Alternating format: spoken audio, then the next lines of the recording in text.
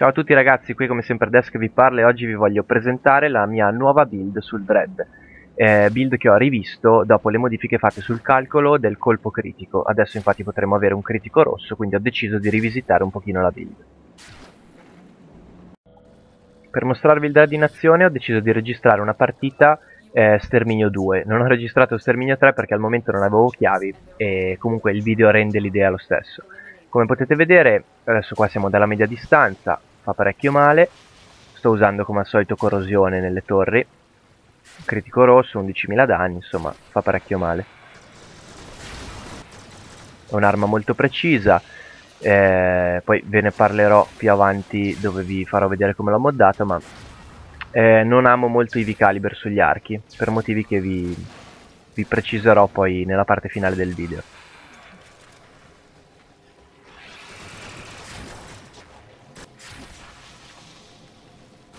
Il Dread è effettivamente un'arma letale, molto precisa e capace di fare un danno elevatissimo con una sola freccia.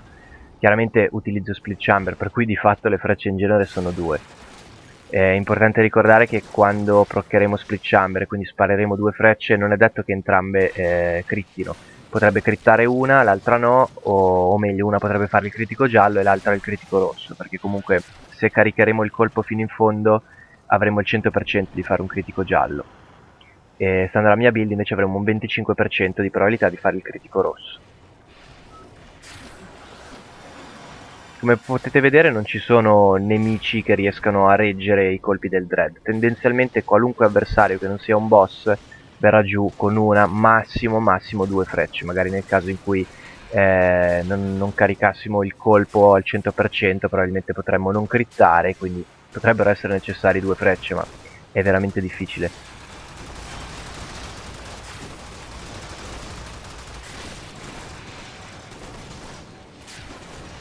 Bene, vi lascio gli ultimi secondi di video per poi parlarvi di come ho moddato io il mio Dread. Veniamo ora a come ho moddato effettivamente il mio Dread.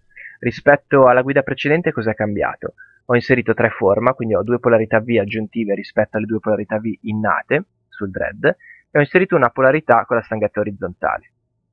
Inizialmente avevo inserito un'ulteriore polarità V, poi ho deciso di tornare sui miei passi e l'ho modificata con la stanghetta orizzontale. Perché? Perché Warframe, come sappiamo tutti, è un gioco in costante evoluzione, quindi da qui a 6 mesi, 1 anno, 2 anni non sappiamo quali mod introdurranno e non sappiamo queste mod nuove che polarità avranno, che effetti avranno, quindi è meglio variare un attimino sulle polarità in modo tale da poter meglio incastrare eventuali mod future. Veniamo nel concreto a come ho moddato quest'arco.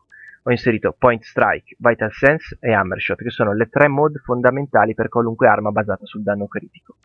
Rispetto alla guida passata, Point Strike è maxata e non più a 4 punti su 5, perché il nostro obiettivo è eccedere la probabilità del 100% di effettuare un colpo critico per accedere al critico rosso. Quindi avremo 100% di probabilità di effettuare un critico giallo e il 25% di effettuare un critico rosso, fermo restando che caricheremo il colpo fino al massimo. Caricandolo meno, la probabilità di colpo critico scenderà.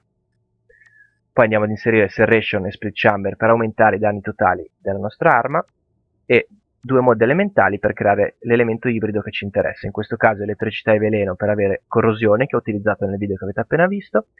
Togliamo veleno e inseriamo fuoco per la radiazione contro i Greenear. Contro i Corpus andiamo a sostituire al veleno o al fuoco il danno da ghiaccio per utilizzare magnetizzazione. Per chiudere la build utilizzo Speed Trigger, quindi ratio di fuoco, in modo tale da caricare il nostro colpo più rapidamente. Qualcuno di voi potrebbe obiettare, ma io anche i V-Caliber lo uso sull'arco e mi ci trovo bene. Buon per voi, io mi ci trovo malissimo. Dunque, se volete usare i V-Caliber, togliete pure Speed Trigger, vi mettete una polarità V in più e ci schiaffate i V-Caliber sopra. Buon per voi. Io ho testato il mio EV Caliber, per chi mi segue saprà che il mio EV Caliber è a 5 punti su 10, quindi meno 30% di precisione. E sull'arco, ragazzi, è una rovina. Dalla media a lunga distanza è una rovina. Assieme a Split Chamber, quando spareremo 2 frecce, cioè praticamente sempre, il calo di precisione farà sì che nei colpi a lunga distanza le nostre 2 frecce cadranno rispettivamente una a destra e una a sinistra rispetto al nostro cursore. Quindi i colpi a medio e lunga distanza misseranno quasi sempre, non riusciremo a fare un headshot perché le frecce cadranno ai lati della testa anziché sulla testa dell'avversario. Quindi io vi sconsiglio di inserirlo. Valutate voi. Poi io ho creato una piccola build che ho chiamato la build freccia verde. Cosa ho fatto? Ho tolto Hammershot e ho inserito mani veloci. Chiaramente ho una perdita di danno. Perché l'ho creata? Perché è divertente, perché mi piace un sacco avere un'animazione dall'afferrare la freccia allo scoccarla velocissima. Quindi utilizzando Fast Hand e Speed Trigger assieme mi sento davvero freccia verde e mi esalta molto la cosa.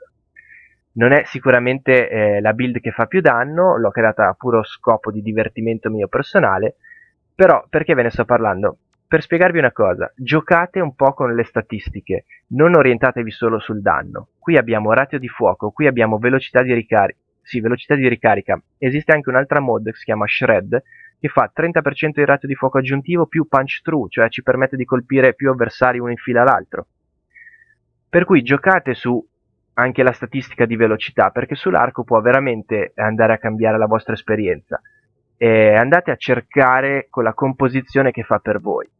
Vi ripeto, la build solida e utilizzabile in qualunque situazione è questa, a patto di usare gli elementi giusti a seconda dell'avversario che dovrete fronteggiare. Speed Trigger va benissimo per tutti, ma veramente sentitevi liberi di sperimentare. Sperimentate sempre su Warframe e magari imparerete cose nuove. Dunque, se il video vi è piaciuto ricordatevi di mettere un pollice in su, iscrivetevi e se avete dubbi, opinioni o consigli sentitevi liberi di commentare qui sotto il video. Io vi saluto e ci vediamo al prossimo video. Ciao a tutti!